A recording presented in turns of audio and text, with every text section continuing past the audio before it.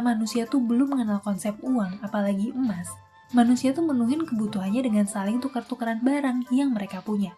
Atau istilah populernya adalah barter. Orang yang baru nangkep ikan bakal nuker hasil tangkapannya sama barang lain yang dia butuhin. Misalnya nih, kayu bakar, gandum, dan lain-lain. Tapi tentu aja, barter ini tuh bukan mekanisme ekonomi yang sempurna. Ada banyak kekurangannya. Mulai dari standar kualitas barang yang beda-beda, sampai proses negosiasi yang ribet karena sulitnya nemuin kebutuhan yang sinkron antara dua pihak.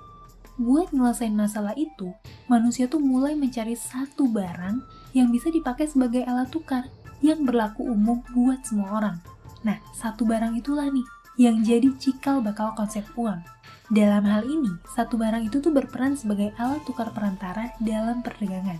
Dan tentu aja, barang yang jadi alat tukar ini tuh penggunanya harus diakui oleh sebanyak-banyaknya kelompok masyarakat. Terus barang yang dijadiin alat tukar apa sih?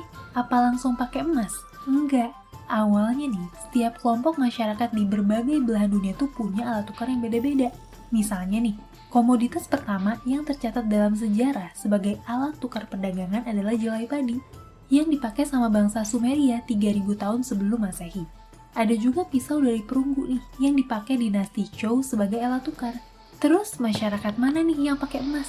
Apakah emas itu dipakai sebagai alat tukar di daerah yang punya banyak cadangan emas? Nggak juga. Uniknya nih, justru peradaban Aztec yang kaya dengan mineral emas tuh malah jadiin emas sebagai bahan kerajinan buat hiasan doang. Dan mereka tuh pakai biji coklat sebagai uang yang berlaku sebagai alat tukar. Nah, gimana ceritanya sih? Alat tukar yang bermacam-macam ini tuh akhirnya dipersatukan oleh alat tukar berbahan logam atau khususnya logam emas. Jadi gini, dalam perkembangan sejarah alat tukar, manusia tuh berpikir nih, bahwa alat tukar yang mereka pakai sebelumnya tuh masih belum ideal buat jadi alat tukar yang universal buat semua pihak. Ada alat tukar yang berbahan makanan, tapi punya kelemahan karena kurang awet dan gampang membusuk. Ada juga alat tukar dalam bentuk batu yang awet, tapi susah disimpan dan dibawa-bawa. Ada juga alat tukar yang awet dan gampang dibawa, tapi terlalu gampang didapetin dan diproduksi, jadi nilainya tuh turun terus. Di era kebudayaan logam, masyarakat tuh mulai berpikir, logam ini kayaknya cocok deh dipakai sebagai alat tukar yang praktis karena logam itu cukup langka, awet, gak gampang rusak, dan cukup praktis buat dibawa-bawa. Bahkan nih, logam tuh bisa dilebur dan dicetak dengan gambar tertentu. Makanya, uang logam ini tuh bisa jadi simbol atau identitas buat penguasa daerah tertentu. Peradaban yang pertama kali pakai logam adalah peradaban Cina kuno yang pakai tembaga sebagai alat tukar, kira-kira 1000 tahun sebelum Masehi. Sementara, peradaban pertama yang tercatat pakai emas sebagai alat tukar adalah kerajaan Lydia yang terletak di daerah Turki, sekitar 550 tahun sebelum Masehi. Walaupun sebagian peradaban udah pakai logam dan emas sebagai alat tukarnya, tapi nih, nggak semua bangsa di dunia ini tuh otomatis langsung kompak. Butuh proses dan waktu yang panjang banget, sampai akhirnya tuh banyak masyarakat di seluruh belahan dunia yang mengakui emas, perak, tembaga sebagai alat tukar perdagangan. Satu hal yang sangat membantu proses adaptasi penggunaan emas sebagai uang adalah penaklukan kerajaan-kerajaan di Timur Tengah hingga Eropa, di era klasik sampai era kerajaan Romawi. Dari kerajaan Lydia yang ditaklukin sama Persia kuno di tahun 546 sebelum Masehi, yang kemudian ditaklukin lagi nih sama Iskandar Agung. Penggunaan koin emas terus meluas sampai diadaptasi sama kerajaan Romawi kuno yang mencakup seluruh pesisir Laut Mediteranian. Nah, kalau kamu familiar sama mata uang dinar yang sekarang dipakai di beberapa negara di Timur Tengah, sebetulnya nih, dinar itu diambil dari nama koin perak dari peradaban Romawi kuno, yaitu denari atau denarius yang dipakai sejak 200 tahun sebelum Masehi sampai abad ke-4 Masehi. Dari situ kamu bisa paham nih, perjalanan membangun persepsi bahwa logam, khususnya emas tuh menjadi alat tukar yang universal tuh berproses dari masa ke masa, melalui berbagai peperangan dan aneksasi yang berjalan selama ribuan tahun. Dari wilayah Mediteranian sampai ke Timur Tengah, lanjut ke India, Tiongkok, sampai ke era kolonial Eropa, dan akhirnya tuh masuk ke benua Amerika oleh penjelajahan bangsa Spanyol di abad 15. Nah, ngomong-ngomong soal penjelajahan bangsa Spanyol, ada kejadian menarik nih terkait nilai emas ketika bangsa Spanyol dan Portugis tuh menduduki benua Amerika. Para penjelajah ini tuh kaget banget waktu nemuin banyak sumber emas di kerajaan Aztec, Inca, dan Peru di benua Amerika.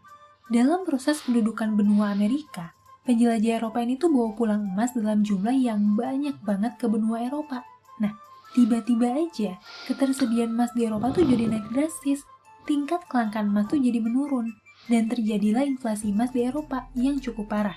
Sampai nilainya tuh terus merosot hingga 150 tahun dari abad 15 sampai abad 17. Di sisi lain nih, di abad 17, penggunaan emas sebagai alat tukar perdagangan di Eropa tuh mulai menyulitkan sebagian saudagar yang bertransaksi dalam volume besar. Loh, kenapa bisa gitu? Pertama nih, bahwa bongkahan logam kayak emas, perak, dan tembaga dalam jumlah banyak tuh nggak praktis dan rawan tindak kejahatan. Yang kedua, nilai kemurnian emas, perak, dan tembaga tuh agak susah diukur dalam perdagangan sehari-hari.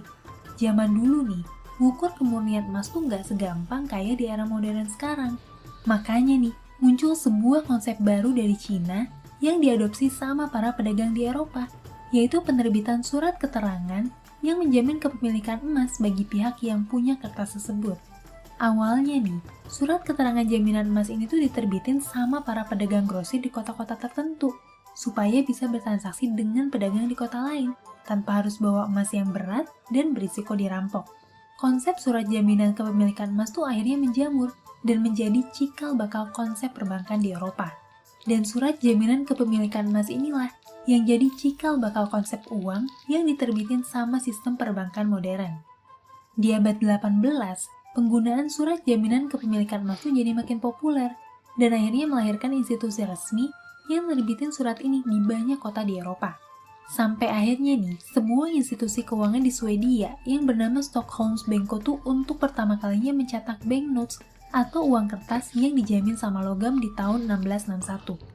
Di tahun 1821, Inggris tuh menjadi negara pertama yang secara resmi ngejadiin emas sebagai standar dalam proses percetakan uang kertas. Ini jadi alat tukar berbentuk logam yang paling dipercaya di seluruh penjuru dunia selama ribuan tahun. Tentunya nih, ketika ada konsep alat tukar yang baru, adalah ketersediaan emas sebagai mata uang yang udah nggak bisa mengimbangi tuntutan jumlah volume perdagangan di dunia. Dalam hal ini, jumlah emas yang ada di dunia ini tuh udah terlalu terbatas dan nggak bisa lagi mengikuti percepatan pertumbuhan ekonomi dunia. Sebagai gambaran aja, kalau kita ngitung total emas yang beredar di dunia tahun 2020, nilainya tuh cuma sekitar 9 triliun US dollar. Mungkin kesannya itu tuh jumlah yang gede banget. Sekarang, berapa sih jumlah uang nominal yang beredar di dunia? Kalau semua uang yang ada di dunia ini tuh dijumlahin, di tahun 2020 ini, ada sekitar 37 triliun US dollar dalam bentuk uang kertas. Dan kalau uang dalam format digital ikut dihitung, maka jumlahnya tuh tembus 90 triliun US dollar. Dan jumlah ini tuh bakalan terus bertambah seiring dengan bertambahnya jumlah manusia, yang artinya semakin banyak juga kebutuhan transaksi dalam perdagangan. Itulah salah satu alasan kenapa standarisasi emas dalam percetakan mata uang tuh nggak dilanjutin lagi. Nah, tapi bukan berarti emas tuh udah nggak punya tempat lagi di dunia modern kayak sekarang. Karena biar gimana pun, emas tuh udah sangat melekat dalam peradaban manusia sebagai logam mulia yang dipakai dalam dunia perdagangan sejak ribuan tahun yang lalu. Menurut kamu sendiri, gimana sih penggunaan mata uang di masa depan?